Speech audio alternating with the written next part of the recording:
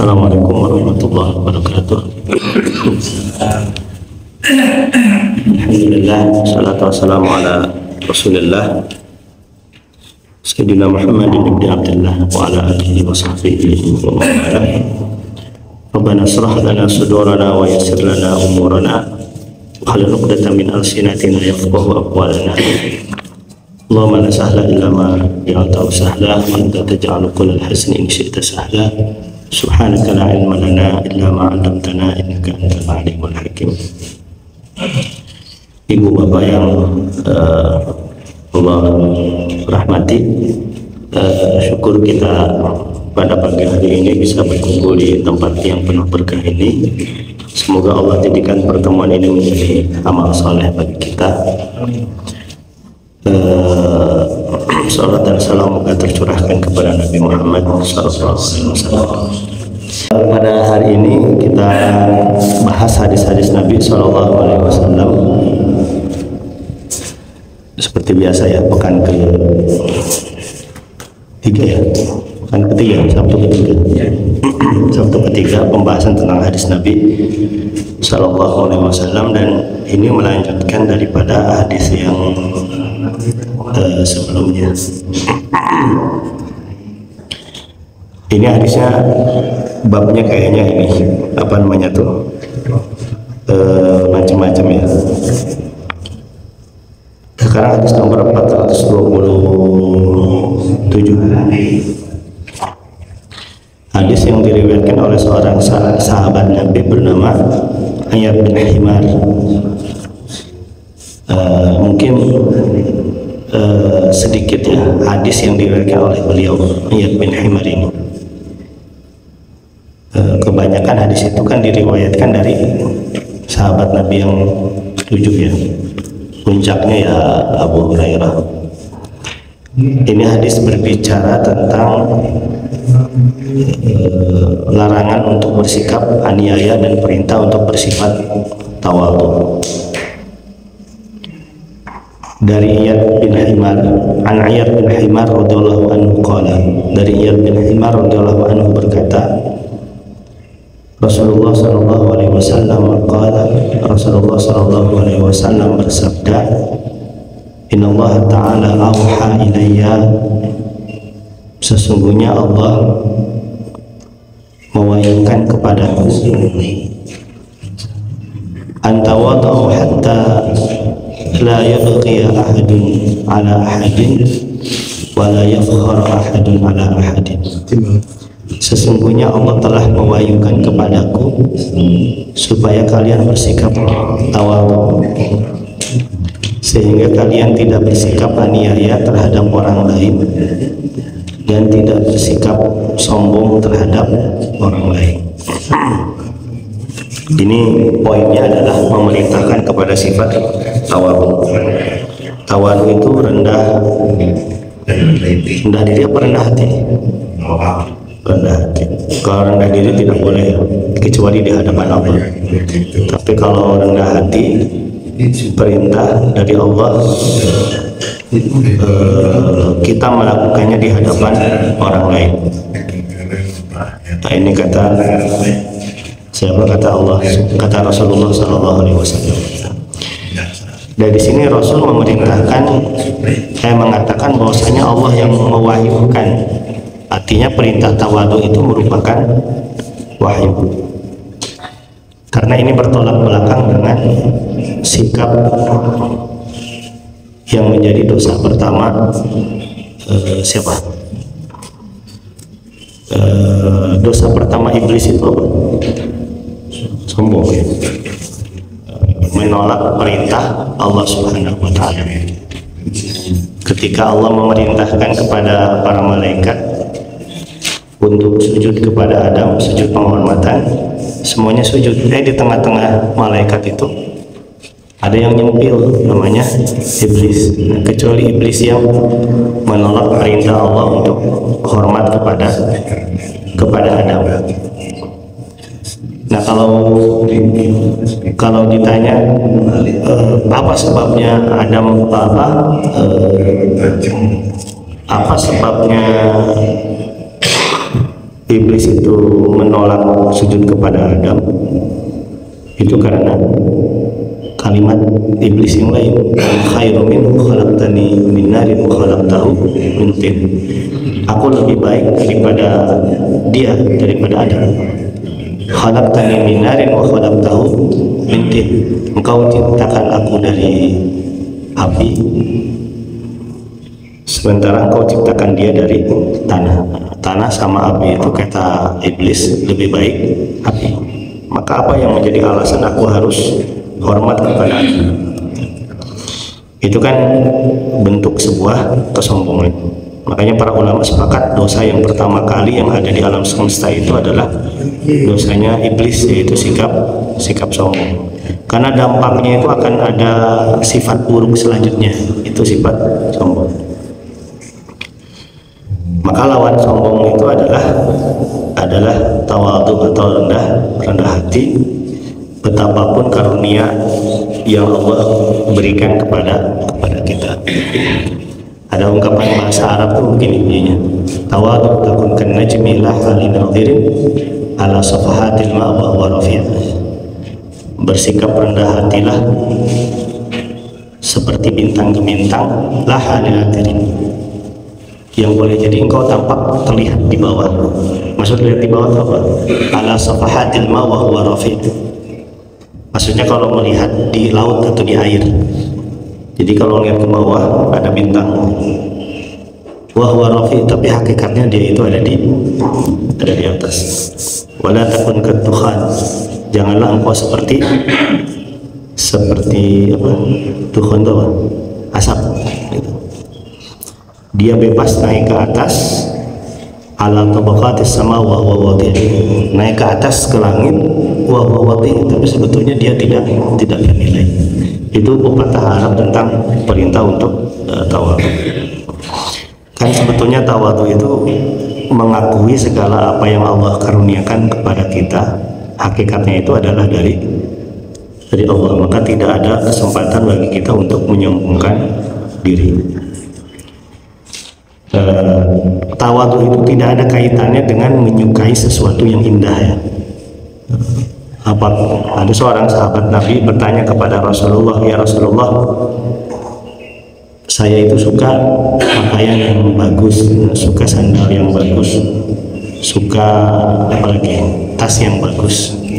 Apakah itu bentuk kesombongan ya Rasulullah? Apa kata Rasul? Innallaha jamil yuhibbul jamal. Allah itu indah dan Allah itu suka sesuatu yang indah. Jadi sesuatu yang indah itu bukan sifat sombong. Karena memang Allah memerintahkan kita untuk suka yang indah sebagaimana Allah menyukai yang indah. Sombong itu kaitannya dengan sikap.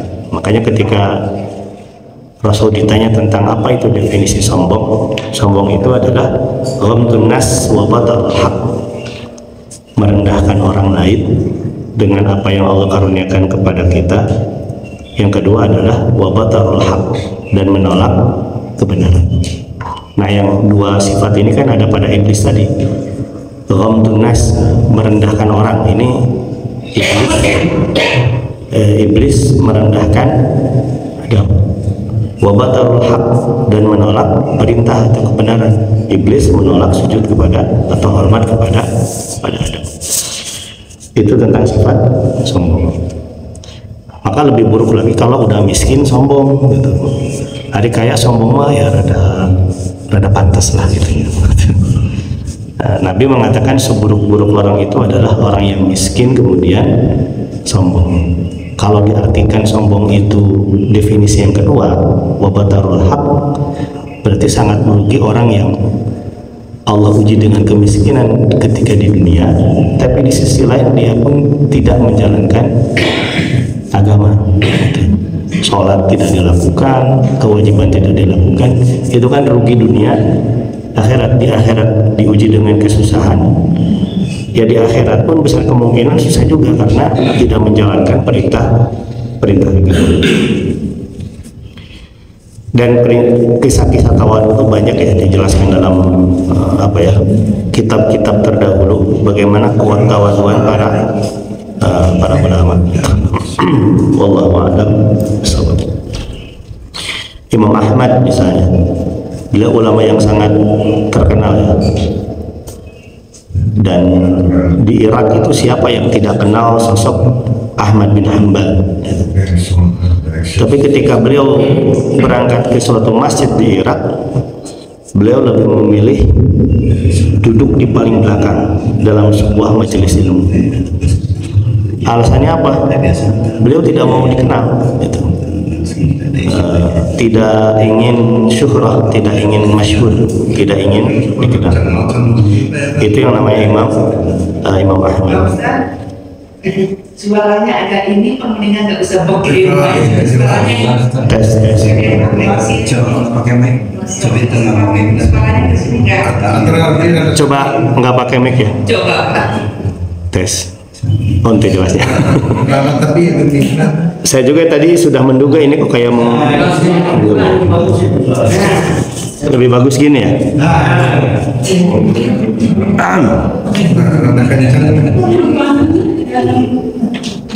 Dengan suara Ariel mirip. Jadi tawad. Jadi mau ngulangin dari pertama tadi ini. Ya intinya ayat ini hadis ini merupakan penjelasan dari Rasul. Sikap tawadu itu merupakan wahyu yang Allah perintahkan kepada beliau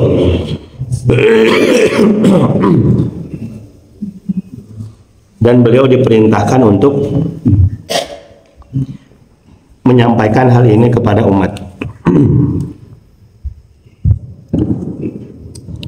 Karena saya baca lagi hadisnya ya. Inna Allah Ta'ala awha ilayya an tawada'u hatta la yabghi ahadun ala ahadin wa la yafkharu ahadun ala ahadin. Sesungguhnya Allah telah mewahyukan kepadaku supaya kalian bersikap tawadu. Tawadu itu lawan sifat sombong ya. Bukan tara mawa duit, bukan. Sehingga kalian tidak bersikap aniaya terhadap orang lain dan tidak bersikap sombong terhadap orang lain. Dosa pertama kali yang dilakukan oleh makhluk Allah itu adalah dosa sombong. Itu dosa yang dilakukan oleh iblis. Ketika Allah perintahkan malaikat untuk sujud kepada kepada Adam, semuanya sujud, tapi di tengah-tengah iblis itu ada nyempil sosok bernama iblis. Apa alasan iblis tidak mau sujud kepada Adam itu dijelaskan juga dalam ayat yang lain. Iblis mengatakan ana khairum minhu khalaqtani min narin wa khalaqtahu min tin. Kata iblis, apa alasannya aku harus sujud kepada Adam? Aku lebih baik daripada dia. Engkau ciptakan aku dari api, sedangkan engkau ciptakan Adam dari tanah. Nah, kalimat ana khairum minhu, ya, aku lebih baik dari dia, itu yang menjadi highlightnya itu. Makanya hampir semua orang-orang yang orang-orang yang Allah murkai dalam Al-Quran itu, atau makhluk yang Allah murkai dalam Al-Quran itu, ada kalimat ana khairum minhu, walaupun mungkin kalimatnya ada yang eksplisit demikian, ada yang bahasa kiasan. Seperti Firaun ya, apa kalimatnya Firaun itu? Faqala ana rabbukumul a'la. Dan Firaun berkata, akulah Tuhan kalian yang sangat tinggi. Itu perkataan Firaun. Dan mungkin dalam sejarah manusia, makhluk yang pertama kali mengatakan aku adalah Tuhan yang tinggi itu adalah Firaun. Firaun itu titisan iblis. Kalimatnya mirip, ana khairum minhu dengan ana rabbukumul a'la. Itu merasa tinggi. Itu sifat tawadhu. Dan kalau ketika ada sahabat Nabi nanya kepada Rasul, ya Rasulullah, Aku suka memakai pakaian yang baik, aku suka memakai kendaraan yang bagus, yang baik. Apakah itu sombong ya Rasul? Jawaban Rasul, Innallaha jamil yuhibbul jamal. Allah itu indah, Allah itu maha indah. Dan Allah itu suka kepada sesuatu yang indah. Berarti apa? Sombong itu bukan sifat menyukai keindahan atau menyukai keindahan itu. Bahkan berusaha ingin memiliki sesuatu yang bagus itu bukan sifat sombong. Sombong itu Nabi kemudian menjelaskan al-kibr wa sifat sombong itu adalah ghamtun nas wa batarul haq, merendahkan orang lain dan menolak kebenaran. Dan itu ada pada iblis sebetulnya kan ghamtun nas, merendahkan orang lain, itu perkataan iblis ketika mengatakan ana khairum minhu khalaqtani min narin wa khalaqtahu min tin. Aku lebih baik dari dia, aku diciptakan dari api, dia diciptakan dari tanah. Ini berarti merendahkan orang lain. Wa batarul haq, dampaknya itu yang kedua, karena ada sifat merasa lebih, akhirnya ketika Allah perintahkan untuk hormat kepada Adam, dia menolak. Itu definisi sombong yang dijelaskan oleh Rasulullah Shallallahu Alaihi Wasallam. Kalau suka rumah yang bagus, suka sesuatu itu bukan sombong, dan itu mah fitrah manusia, suka sesuatu yang indah. Jadi tawadu, sombong itu adalah sikap atas segala sesuatu yang Allah karuniakan kepada kita. Nah, tawadu itu berarti menyadari bahwasanya apa yang Allah, segala sesuatu yang kita miliki itu adalah anugerah dari Allah. Tanpa dari Allah kita tidak akan pernah memiliki apapun. Nah, itu sifat tawadu. Ada ungkapan dalam pepatah Arab itu apa? Tawadu takun kan najmi laha linadhirin ala safahatil ma wa huwa rafi'.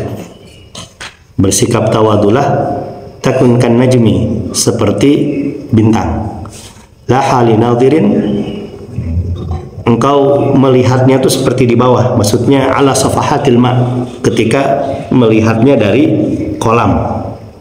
Jadi kalau berenang di malam hari atau melihat kolam di malam hari, itu kan ada seperti ada bintang di bawah ya. Wa huwa rafi, padahal sebetulnya dia itu ada di atas. Wala takun kadukhan, janganlah engkau seperti asap yang membumbung tinggi ke langit. Ala tabaqatis sama wa huwa wadi, dia berada di lapisan langit yang tinggi. Wa huwa wadi, tapi sesungguhnya dia tidak bernilai. Asap itu kan tidak bernilai. Nah, kemudian Nabi menjelaskan kalau ada orang yang kaya raya sombong itu rada pantas lah ya gitu.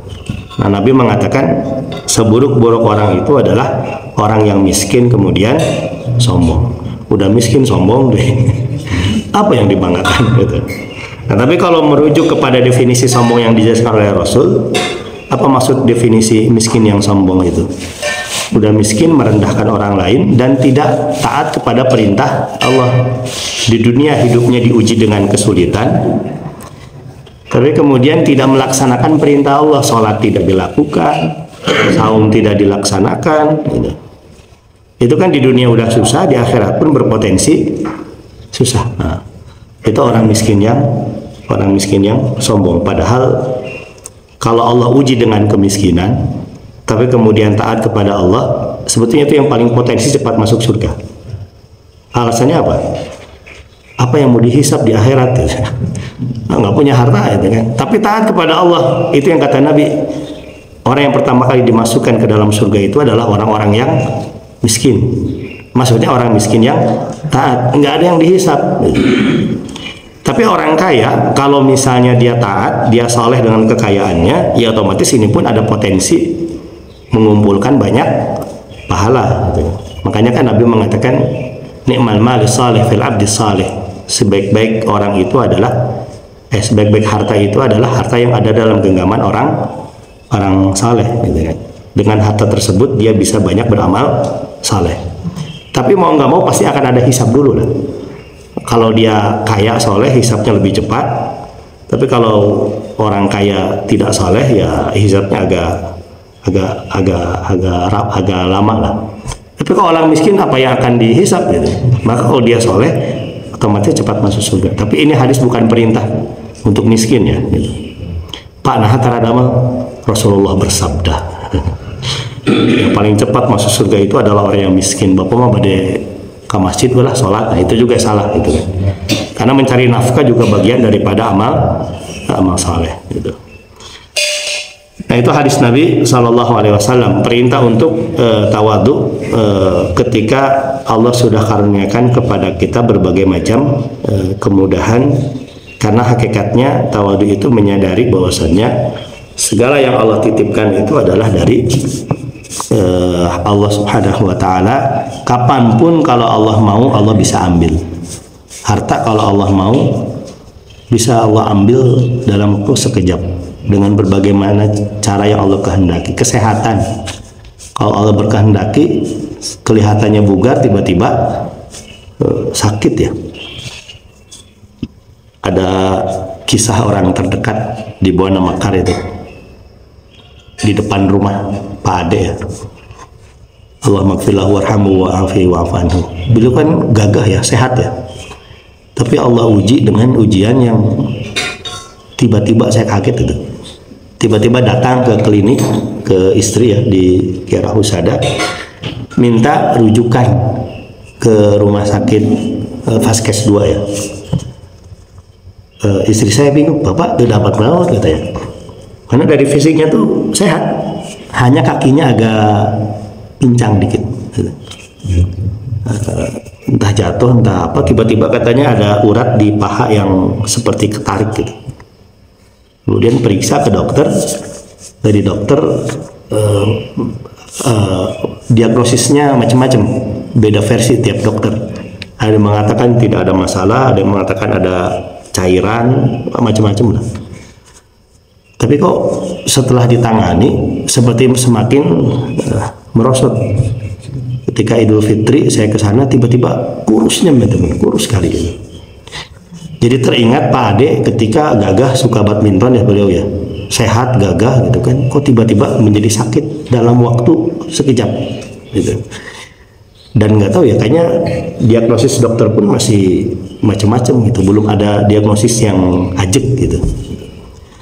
Nah itu, tapi insya Allah beliau saleh dan itu ujian yang meningkatkan kemuliaan beliau ya. Tapi itu contoh Allah tuh sangat mungkin mengambil apa yang Allah titipkan kepada kita dalam waktu sekejap.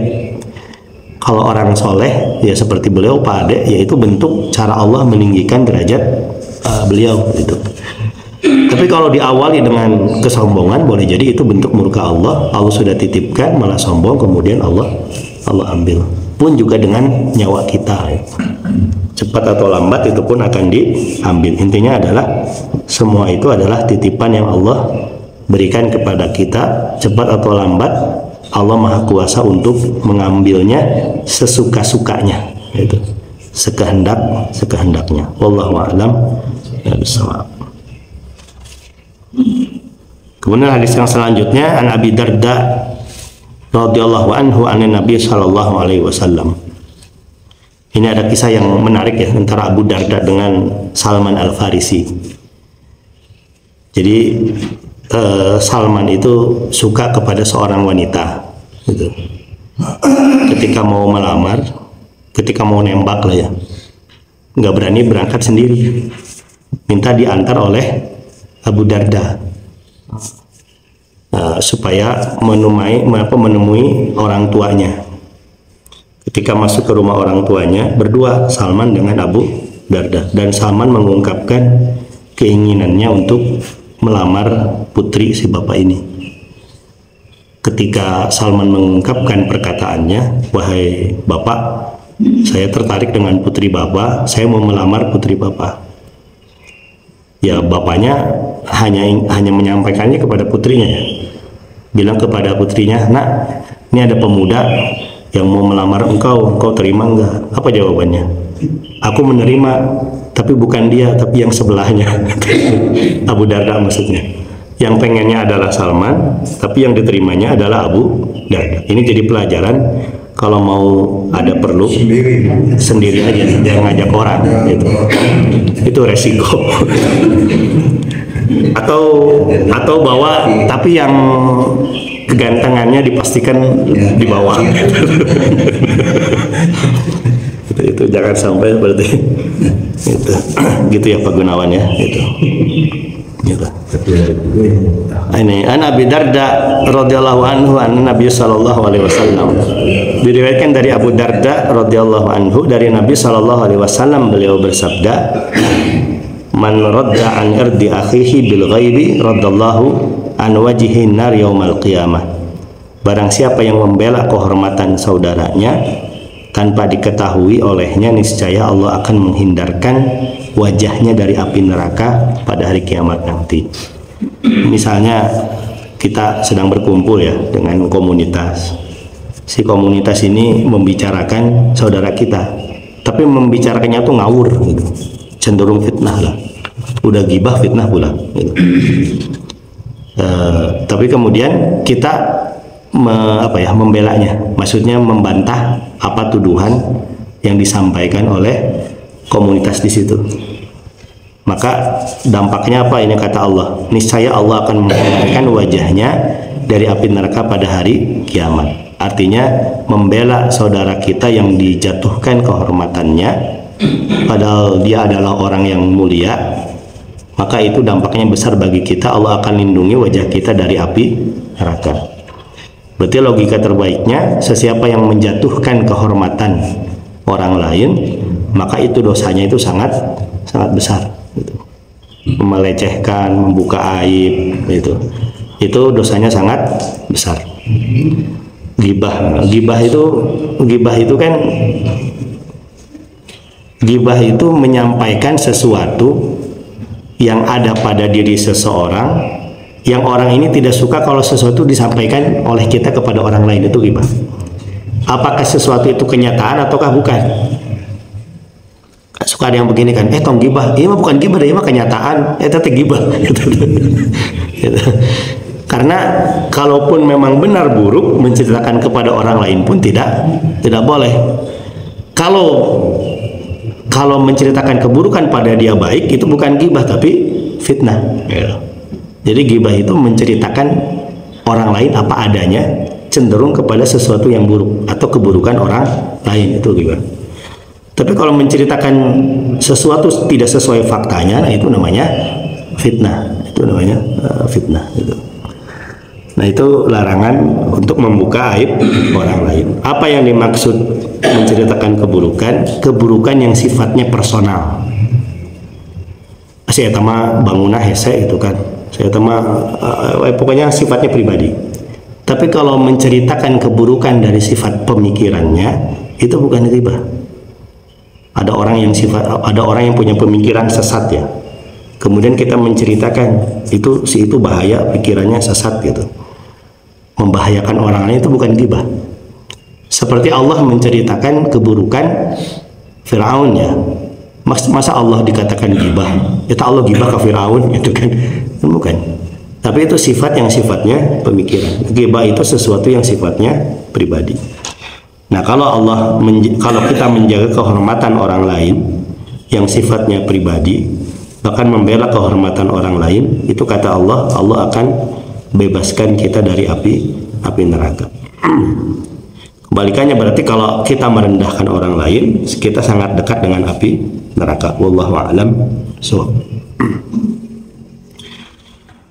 Wa an Abi Hurairah radhiyallahu anhu qala Rasulullah sallallahu alaihi wasallam, ma naqasat shadaqatu min malin wa ma zadallahu 'abdan ya'fu illa 'izzan wa ma tawadda'a ahadun lillahi illa rafa'allahu ta'ala. Diriwayatkan dari Abu Hurairah, ia berkata, Rasulullah bersabda, sedekah tidak akan mengurangi harta. Ini jaminan dari Rasul ya. Sesiapa yang sedekah, hartanya pasti tidak akan berkurang, bahkan malah bertambah ya. Bahkan itulah hakikat harta yang sebenarnya. Harta yang sebenarnya itu adalah harta yang disedekahkan dan itu kekal sampai akhirat. Sementara harta yang kita pegang sekarang sebetulnya milik siapa? Milik ahli waris. Nanti kita meninggal, kita tidak punya kuasa lagi untuk harta tersebut. Semuanya itu milik ahli waris. Karenanya kenapa ada hukum waris? Hakikat harta kita milik ahli waris itu makanya tidak boleh ada wasiat kepada ahli waris. Wasiat harta ya, nggak boleh. Saya punya harta berapa ya? 5 rumah misalnya. Saya punya 3 rumah, punya 3 anak, 1 istri, gitu. Terus saya bilang, nah ini ada 5 rumah, ini anak pertama 1, anak kedua 1, anak ketiga mah bungsu dikasih 2 ya, gitu kan. Nanti kalau bapak meninggal gitu ya, nanti 1 ini buat mama, gitu kan. Boleh nggak begitu? Nggak boleh. Kalau kalimatnya ini nanti kalau bapak meninggal.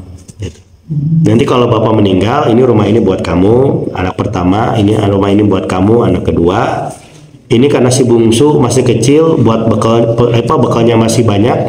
Ini 2 rumah buat anak kedua, ini 1 rumah buat mamah ya, gitu kan. Itu tidak boleh. Tidak boleh wasiat harta kepada ahli waris. Kalau boleh wasiat harta kepada ahli waris, tidak ada gunanya itu ayat tentang mewaris, tentang waris gitu. Udah aja bagikan ketika masih hidup. Nah, karena ada ayat warisan di mana mengatur pembagian waris setelah kita meninggal, itu menunjukkan harta kita itu hakikatnya adalah milik ahli waris. Kecuali yang kita sedekahkan itu harta milik kita dan akan langgeng sampai di akhirat. Gitu. Ini maksud Nabi bahwasannya sedekah itu tidak mengurangi harta secara hakikat, karena sesungguhnya dia akan menjadi bekal nanti di akhirat. Bahkan ketika di dunia pun tidak sedikit orang yang bisnis hartanya melimpah, tapi diimbangi dengan sedekah yang tidak sedikit juga, bisnisnya malah semakin besar, semakin maju. Apalagi kalau sedekah tapi sifatnya wakaf gitu ya, itu kan mengalir terus pahalanya selama apa yang kita wakafkan itu digunakan. Kita meninggal pun pahalanya terus mengalir, itu yang namanya wakaf. Di Mesir itu ada orang yang meninggal, dia seorang pengusaha besar. Hampir mayoritas mahasiswa di Mesir itu dapat beasiswa dari dia. Kemudian dia meninggal, itu yang mengantarkan jenazahnya ke pekuburan hampir 10.000 orang. Artinya apa? Dia dihantarkan oleh orang-orang yang merasa kebaikannya sangat besar ketika di dunia. Jadi merasakan kebaikan dia. Nabi kan mengatakan orang yang meninggal kemudian disolatkan oleh 40 orang, maka jaminan Rasul kan syafaat ya, 40 orang. Nah ini kalau 10.000 orang, kita ngantrinya seberapa kali itu sholat jenazah ya, belum diantar kepada pekuburannya. Itu diantara bentuk amal soleh hablum minan nas. Tidaklah Allah tumbuhkan bagi seorang hamba yang suka memaafkan melainkan kemuliaan. Tidak ada tidak ada madarat sedikit pun daripada kita yang mudah memberikan maaf. Kadang-kadang kan suka gengsi ya, naon maafin dia itu nu salah gitu kan. Bahkan boleh jadi sudah jelas dia minta maaf kepada kita, kita tidak mau. Dendam kesumat ada pada diri kita. Semakin tinggi maaf yang kita berikan kepada orang lain, Allah akan meninggikan kita. Toh Allah pun maha pemaaf, pun maha pengampun. Tapi memaafkan dengan melupakan dua hal yang berbeda. Rasul itu manusia yang sangat pemaaf ya. Tapi untuk kasus Wahsy yang membunuh Hamzah, Rasul memaafkan, tapi Rasul sulit untuk melupakan. Sampai Wahsy sudah masuk Islam pun Rasul tidak mau jumpa dengan Wahsy. Ketika ditanya, ya Rasulullah, kenapa engkau tidak mau jumpa dengan Wahsy? Dia kan sudah masuk Islam. Apa kata Rasulullah? Aku takut kalau aku ketemu dia, aku marah lagi. Aku kesel lagi karena dialah yang menombak pamanku Hamzah bin Abdul Muttalib. Artinya apa ini? Rasul memaafkan, tapi Rasul sulit untuk melupakan. Ya, kalau melupakan itu kan kita tidak bisa memaksakan ingatan kita untuk lupa kan? Itu kan memori ya gitu. Maka tidak melupakan itu bukan berarti tidak memaafkan. Terngiang-ngiang itu boleh jadi sangat terjadi pada seseorang. Melupakan mantan, saya kan banyak. Alhamdulillah saya tidak pernah punya mantan. Alhamdulillah gitu. Melupakan orang yang punya hutang kepada kita, ada saya kan gitu. Saya punya hutang ke kita itu kan. Walaupun boleh jadi kita sudah mengikhlaskan. Nggak ikhlaskan kepaksa gitu kan, itu mayar-mayar gitu. Tapi kan untuk sampai lupa bahwasanya dia punya hutang kepada kita, boleh jadi sulit, dan sebetulnya itu bukan sesuatu yang salah gitu kan, karena memori itu tidak dipaksakan untuk melupakan. Wallahu a'lam bishawab. Dan tidaklah seseorang bersikap tawadhu terhadap orang lain karena Allah, melainkan Allah Ta'ala akan meninggikan derajatnya. Itu seperti pepatah yang tadi ya. Kemudian yang selanjutnya, an Abdullah bin Salam qala Rasulullah sallallahu alaihi wasallam. Abdullah bin Salam itu dulunya Yahudi, kemudian masuk Islam. Rasulullah bersabda, ya ayuhan nas afshus salam wasilul arham watimut ta'am wasalu bilaili wan nasu niyam tadkhulul jannah bisalam. Rasul bersabda, wahai sekalian manusia, sebarkanlah salam, atau mudahlah mengucapkan salam. Assalamualaikum. Jangan ditambah dengan salam-salam yang lain ya. Cukup assalamualaikum, atau tambah selamat pagi, selamat siang, selamat sore bolehlah. Jangan ditambah dengan Om Swastiastu, nama budaya, salam kebajikan. Saking sering dengerin jadi apal ya. Gitu. Itu salam agama lain. Dan yang namanya salam ketika identik dengan agama, maka pasti di dalamnya ada puja-puji terhadap zat yang dianggap Tuhan dalam agama tersebut. Assalamualaikum itu kan pakai alif lam ya depannya ya. Keselamatan dari Allah untuk kalian. Makanya kenapa kita tidak boleh mengucapkan salam kepada non-muslim, karena mereka tidak selamat, orang kafir. Maka seperti Om Swastiastu, nama budaya, salam kebajikan pun itu pasti di dalamnya ada puja-puji terhadap sesuatu yang dianggap Tuhan oleh mereka. Nah, kita mengucapkan asyhadu alla ilaha illallah berapa kali dalam sholat, tapi kemudian kita mengucapkan salam tersebut, itu yang tidak boleh. Mana tadi itu? Afsus salam, sebarkanlah salam. Dan ini sunnah ya, mengucapkan salam itu sunnah, tapi kalau menjawab itu hukumnya wajib. Dan kalau dalam sekelompok cukup satu-satu.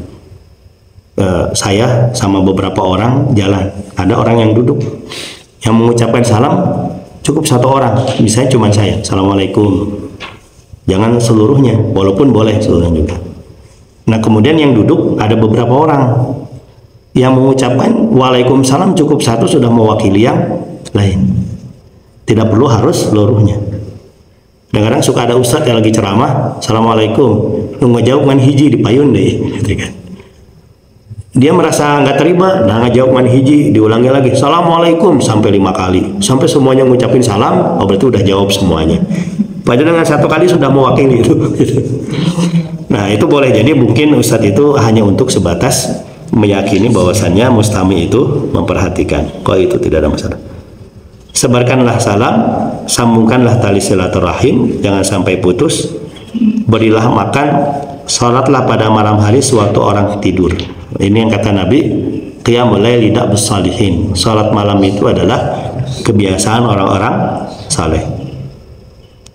Saya kalian akan masuk surga dengan selamat. Nah ini kunci-kunci masuk surga dengan mudah itu ini, menyebarkan salam, sambung silaturahim, jangan sampai putus, jangan joledarnya, jangan sampai lama nggak ketemu, apalagi kalau ada gesekan. Nah itu segera diperbaiki. Berilah makan, dan ada tradisi baik makan Jumat berkah Jumat.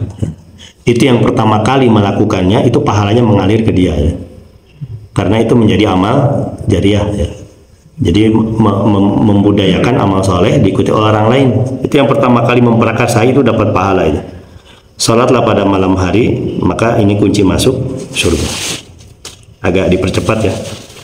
An Tamim Ad-Dari radhiyallahu anhu qala qala Rasulullah sallallahu alaihi wasallam adinu nasihah salasun kunna liman hiya li Rasulillah lillah wa li kitabi wa rasulihi wa li ummatil muslimin wa ammatihim. Rasulullah bersabda, agama adalah nasihat. Kami bertanya, untuk siapa wahai Rasulullah? Beliau menjawab, untuk Allah, kitabnya, rasulnya, untuk para pemimpin dan segenap kaum muslimin. Jadi agama itu nasihat dari Allah dan Rasulnya untuk para pemimpin dan segenap kaum muslimin. Sebaik-baik nasihat itu adalah Quran dan Sunnah Nabi Sallallahu Alaihi Wasallam. Hadis yang terakhir, an Abi Hurairah radhiyallahu anhu qala Rasulullah Sallallahu Alaihi Wasallam, aksaru ma yadkhulul jannah taqwallah wa husnul khuluq. Dari Abu Hurairah berkata, Rasulullah bersabda, perkara yang paling banyak memasukkan orang ke dalam surga adalah takwa kepada Allah dan akhlak yang terpuji. Takwa kepada Allah itu vertikal, itu salat, saum, apa lagi? Ibadah lainnya ya. Husnul khuluqi berarti horizontal. Ini berarti hadis yang mencakup semua amal saleh. Pintu surga itu ya dua, vertikalnya bagus, horizontalnya bagus. Itu adalah kunci surga. Wallahu a'lam bishawab. Baik bapak-bapak yang Allah muliakan dan ibu-ibu yang Allah muliakan, mungkin sekian dulu hadis-hadis Nabi. Masih ada waktu sedikit lagi, barangkali ada yang mau menambahkan.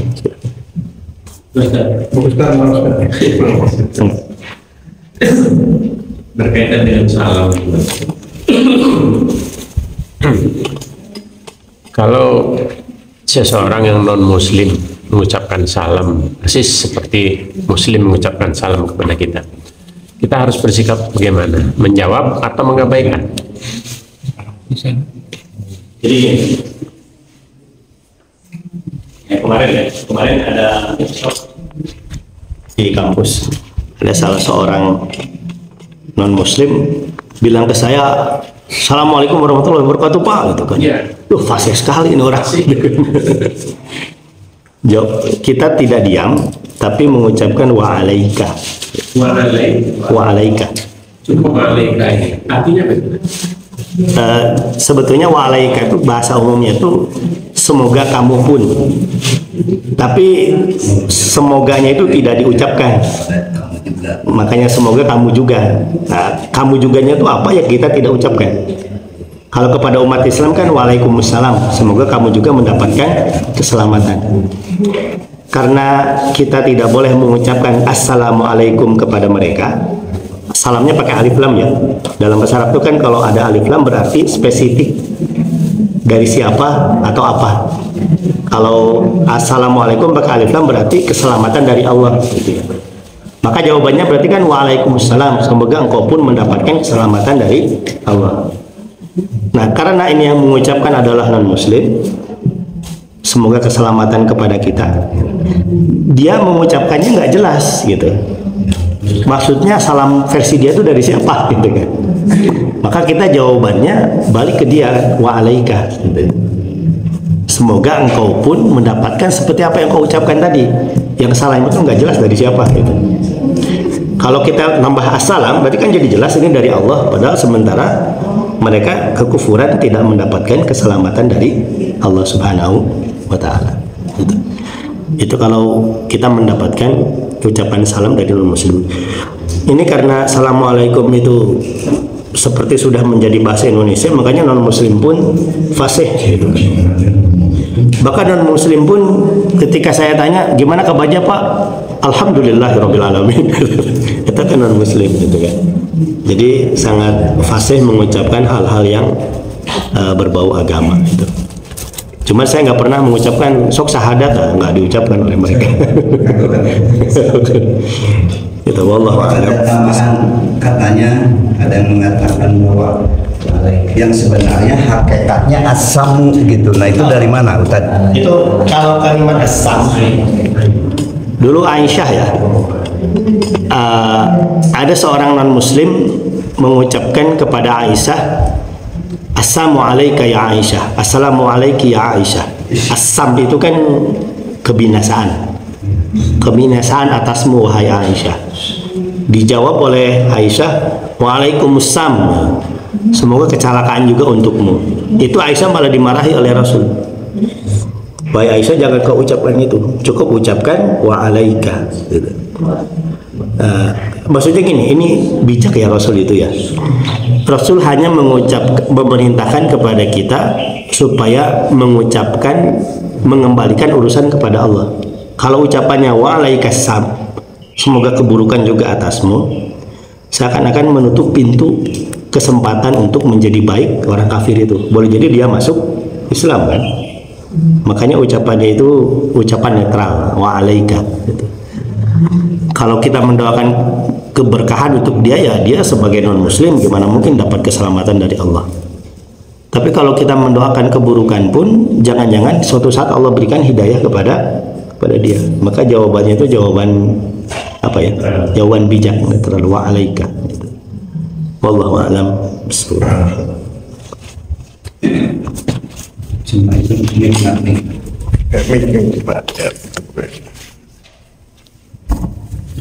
Assalamualaikum warahmatullahi wabarakatuh.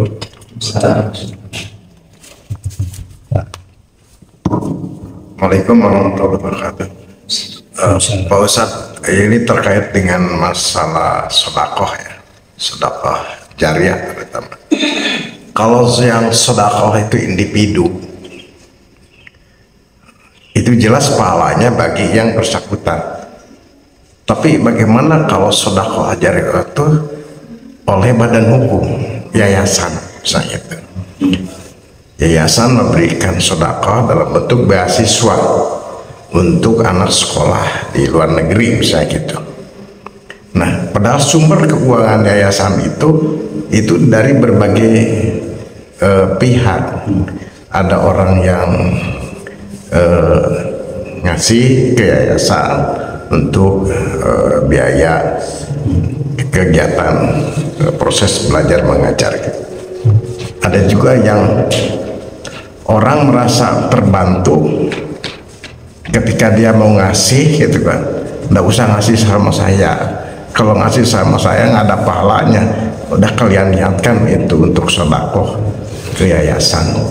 Nah, ini keuangan yayasan itu dari berbagai penjuru kemudian disedekahkan. Ini pahalanya itu untuk siapa? Kalau apakah untuk badan hukum itu siapa gitu?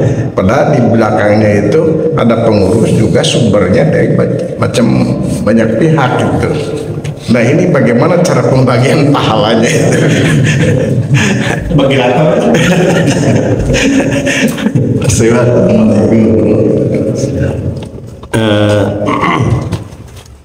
Kalau saya memahami, semua yang terlibat dalam pemberian harta itu kepada orang yang dibutuhkan, beasiswa misalnya ya, itu dapat pahala.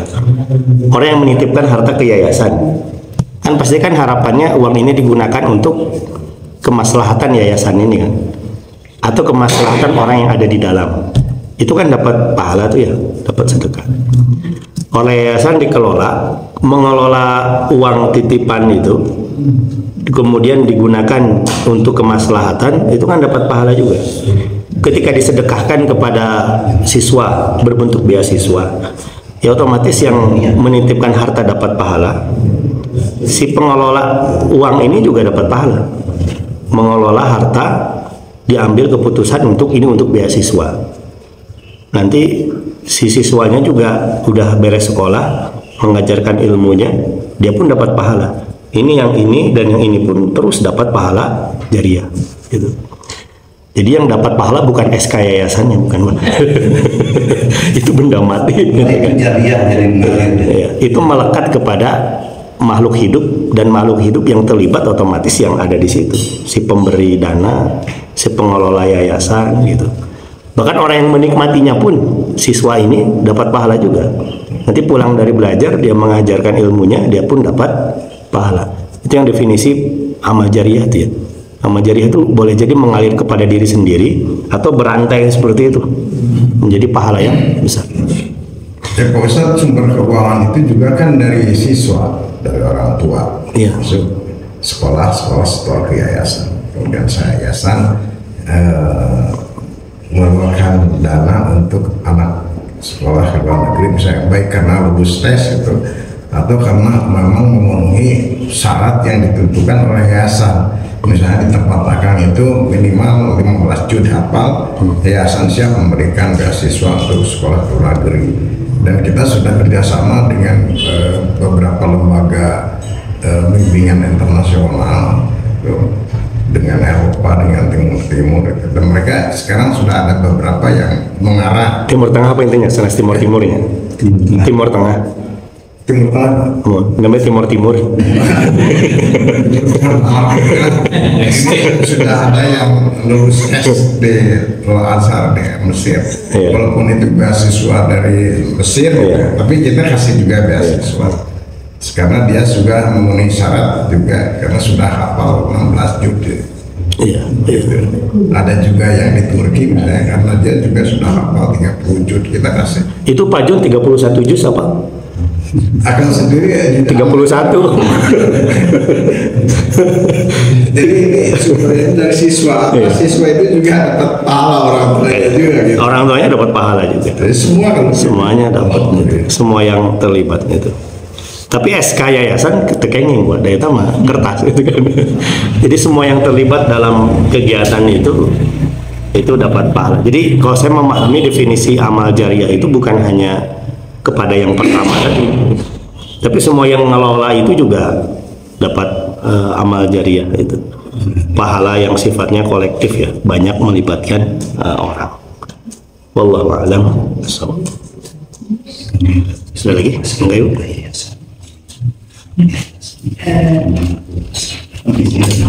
Pertanyaannya biasa Bu, berat gitu. Coba ngomong pendek-pendek gitu. Yang pertama, bagi kita yang awam, bagi saya yang awam, bagaimana bisa menentukan sebuah aturan itu bisa dikias gitu ya, seperti misalnya zakat jadi asalnya makanan pokok ya waktu itu kurma, kemudian kita jadi uang gitu, atau misalnya seperti menghilangkan najis yang asalnya ada aturan harus pakai tangan, sekarang katanya cukup pakai deterjen gitu. Itu seperti apa? Apakah memang kita harus memang menunggu fatwa gitu ya? Kemudian landasannya seperti apa? Yang pertama. Kemudian yang kedua, kalau tadi tidak boleh berwasiat kepada ahli waris, bagaimana caranya kalau kita ingin memberikan hadiah gitu ya kepada salah satu ahli waris misalnya, walaupun misalnya hadiahnya mungkin cukup besar, apakah itu memang perlu musyawarah dan itu tidak ada batasan? Misalnya kita punya rumah cuma 2 gitu, kita kasihkan 1 hanya ke 1 anak karena dia butuh misalnya gitu. Apakah itu boleh? Dari tadi tidak ada catatan setelah meninggal gitu ya, dari sekarang diberikan itu seperti apa? Kemudian yang ketiga, apakah ketika kita meminta maaf harus kita jelaskan kesalahan kita apa gitu? Karena khawatir kalau dijelaskan mungkin tidak dimaafkan gitu misalnya. Atau kita, karena memang ada yang menjelaskan, ya harus dijelaskan dulu kesalahannya apa. Jangan-jangan memang orang itu tidak akan memaafkan saking besarnya kesalahan itu gitu. Karena kita kadang-kadang kalau apalagi memanfaatkan Idul Fitri, tenang sudah dimaafkan gitu. Padahal kalau didetailkan, oh ternyata ini orang yang seperti ini gitu. Nah, itu seperti apa? Yang terakhir, nah apakah ketika kita beramal, kan tidak mudahnya kita beramal tapi ikhlas, pasti ada saat-saat kita ya udahlah gitu, terpaksa gitu. Jadi apakah tetap kita lanjutkan beramal walaupun terpaksa gitu? Apakah itu sebuah proses ketika pada saatnya mungkin iya kita belum ikhlas, atau kadang-kadang misalnya yang meminta bantuan itu berulang-ulang gitu kan, jadinya tuh kitanya berat gitu untuk memberikan. Apakah itu tetap menjadi ada nilai di sisi Allah gitu? Karena kalau menunggu ikhlas bisa jadi mungkin entah kapan gitu ya. Itu saja jasa kalau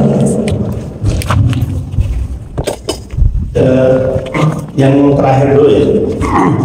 Ikhlas itu sama dengan khusyuk kalau saya pahami. Itu yang dinilai oleh Allah itu adalah prosesnya, bukan hasilnya. Sekarang kita tanya kepada diri kita dan jawab dengan jujur lah. Ada nggak di antara kita yang sholatnya dari awal sampai akhir khusyuk pisan. Lagi sholat tiba-tiba lupa segala sesuatu. Ingat sholat ada nggak? Kalau saya terus terang seumur hidup belum pernah sana tidak. Ayah pikiran luar masuk gitu kan. Begitu Allahu Akbar langsung ingat kawan. Gitu. Karenanya maha kasih sayang Allah itu, Allah tidak menjadikan khusyuk itu sebagai rukun sholat. Coba kalau Allah jadikan khusyuk sebagai rukun sholat, nggak ada sholat kita yang diterima oleh Allah gitu. Maka yang dinilai Allah itu adalah dampak dari khusyuknya apa? Tumakninah sholat itu. Selama kita sudah ikhtiar untuk khusyuk, maka insya Allah Allah catat kita sudah termasuk orang yang khusyuk dalam sholatnya. Ketika mau sholat betul-betul menjauhi hal-hal yang sifatnya bisa merusak pikiran. Nah itu sudah masuk kategori ikhlas pun demikian. Kalau saya melihat ikhlas itu bukan hasil, tapi upayanya yang dihargai oleh Allah. Ketika dalam prosesnya ada penyakit-penyakit yang merusak gitu ya bukan berarti kita berhenti, tetap lakukan sambil istighfar, mudah-mudahan Allah mengampuni. Makanya kenapa ada ulama yang mengatakan kenapa setelah salam zikir ya, setelah salam sholat yang diucapkan pertama kali itu istighfar. Kenapa? Ada yang mengatakan mohon ampun yang pertama kali yang harus diucapkan kepada Allah itu adalah ampunan. Seandainya dalam sholat itu ada kekurangan, maka diucapkan istighfar pertama kali itu adalah ampunan. Semoga segala kekurangan dalam sholat itu diampuni oleh Allah. Dalam ibadah di sisi lain boleh jadi itu pun sebagai ungkapan mohon ampun kepada Allah kalau dalam ibadah itu ada hati kurang ikhlas dalam amal saleh gitu. Nah itu ikhlas itu menurut saya sih adalah prosesnya yang dihargai oleh Allah, bukan hasilnya. Kalau hasilnya ya sangat berat ya, seperti khusyuk itu. Wallahu a'lam bishawab. Jadi kalau ada mau amal soleh di tengah ada hal-hal demikian ya tetap kita lanjutkan sambil terus memperbaiki niat. Kemudian yang ketiga, tadi yang keempat ya, yang ketiga itu minta maaf tanpa menyebutkan kesalahan.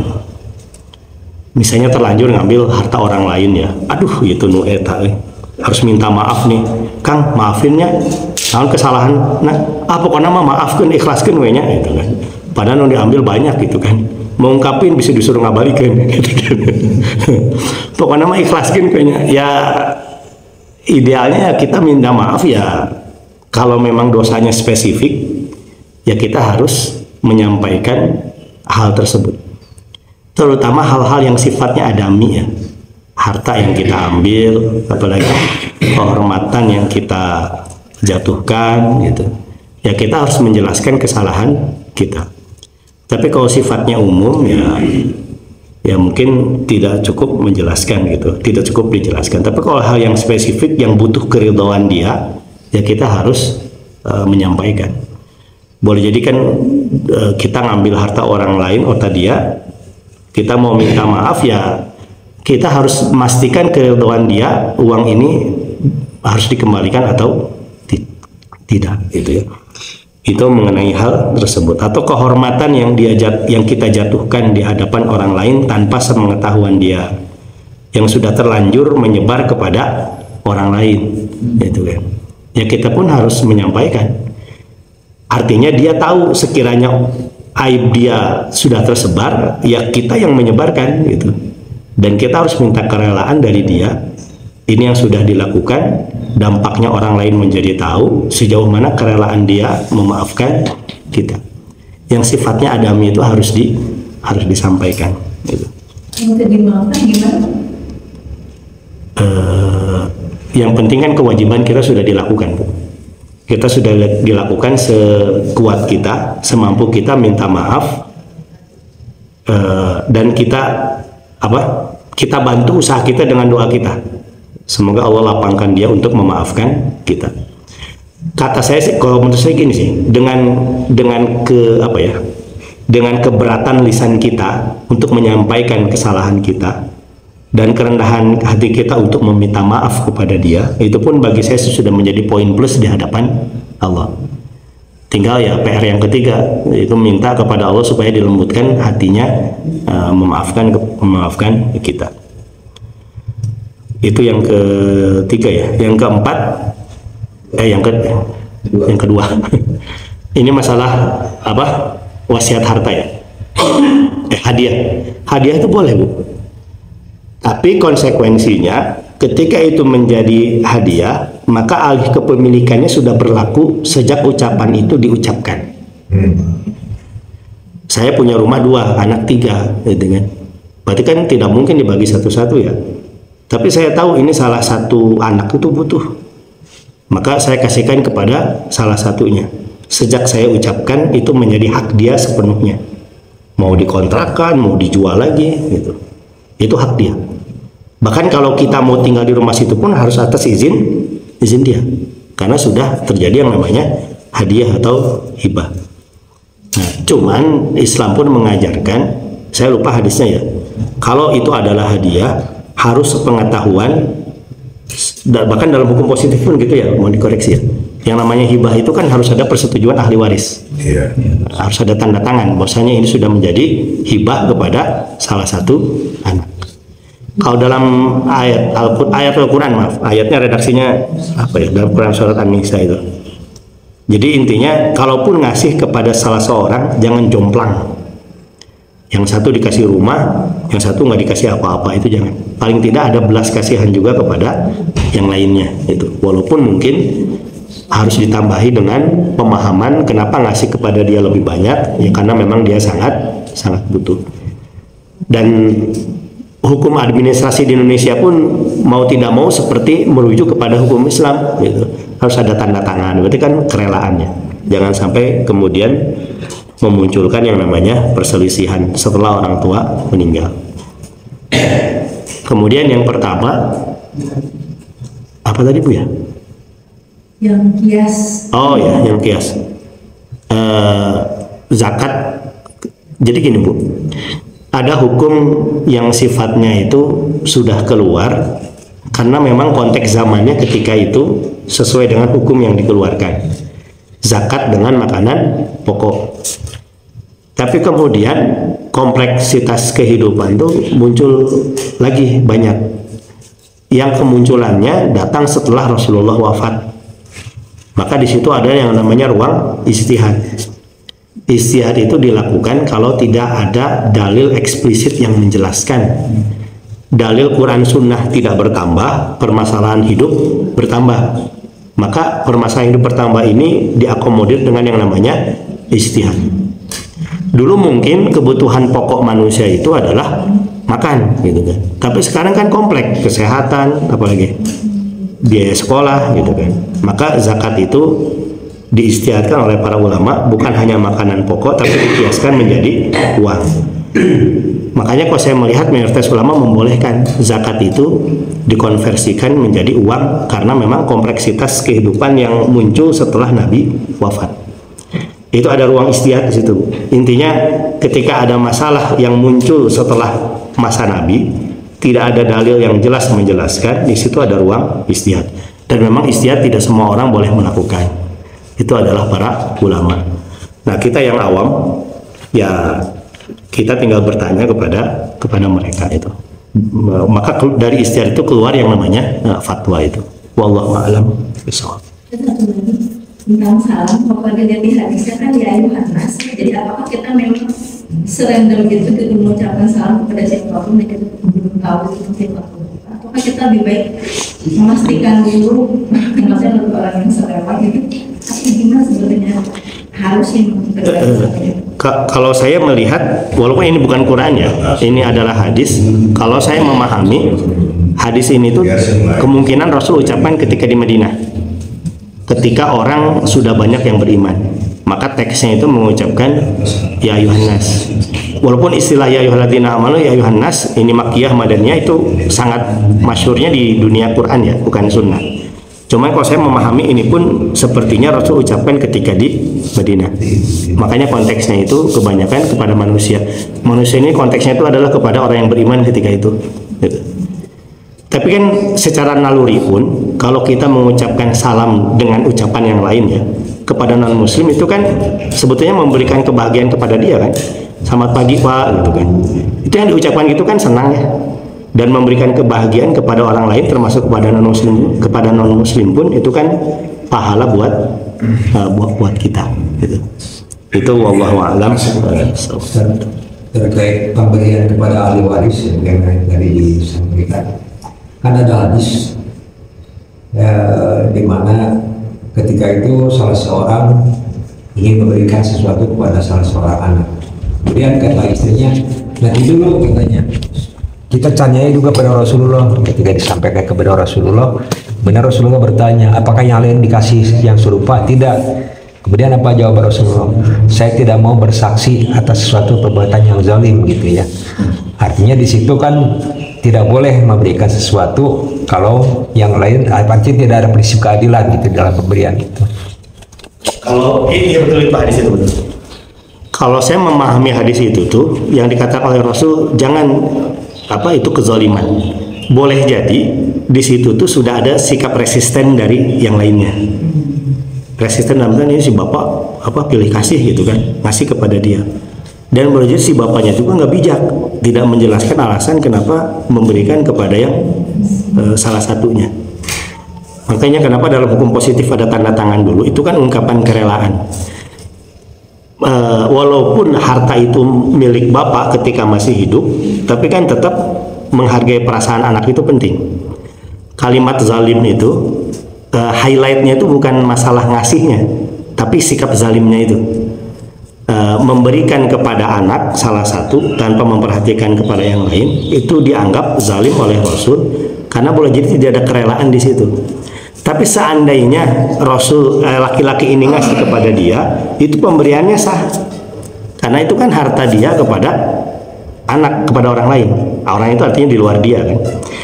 Tapi yang digarisbawahi oleh Rasul itu sikap zalim karena tidak mengajak komunikasi kepada yang lain, tidak meminta kerelaan kepada yang lain. Sementara semuanya itu adalah sama-sama anak kandung gitu, yang harus dihargai keberadaannya. Tapi pemberiannya tetap sah. Seperti kalimat Rasul beginilah, abghadul halal ilallah at-talaq. Perbuatan yang paling dimurkai oleh Allah padahal halal itu adalah perceraian. Cerainya tetap sah kan? Boleh itu. Tapi itu Allah tidak suka kalau memang selama masih bisa dipertahankan gitu. Cerainya tetap sah gitu. Tapi kalau bisa dicegah ya kenapa tidak dicegah gitu kan.